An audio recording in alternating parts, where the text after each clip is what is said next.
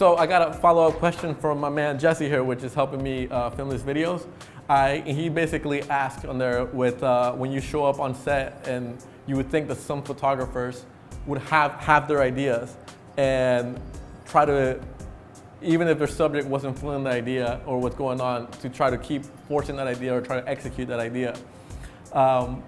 And you have to, going into any shoot, if it's an advertising shoot, usually there's less flexibility on the creative because it's already done and executed by our director. For like personal shoots or editorial shoots, you get more leeway on how creative you could be.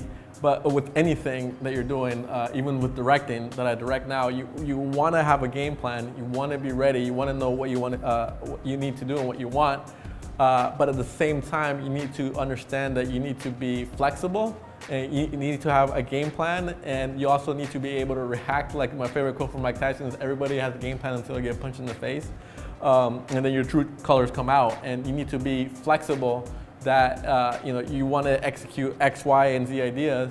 And if you show up on set, if your talent's not feeling it, and that happens all the time. Not all the time, but it happens regularly. You have a game plan, and if you're too romantic about your idea or the game plan that you have, you're going to be in for a rude awakening on set or for shoots, because you're not going to always be able to execute or do what you want. So you're going to have your initial plan, have it planned to a T, and then you're going to have a plan B, C, D, all the way to make something work.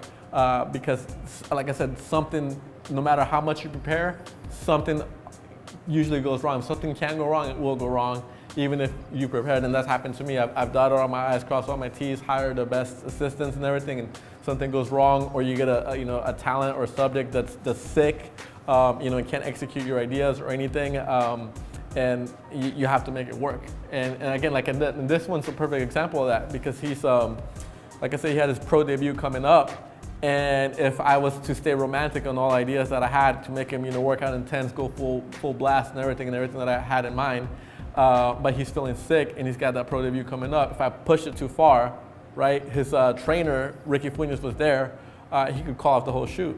You know what I mean? And at the same time, too, if you try to cater too much to your subject and like, oh, he's sick, and you don't do your due diligence and you don't know your stuff, you could end up with a bunch of mediocre images that aren't good and waste your time and his time. In this situation, he couldn't give me much, so I pulled out as much as I could to make visually compelling images with light, and I ended up with a great shoot and a lot of solid images.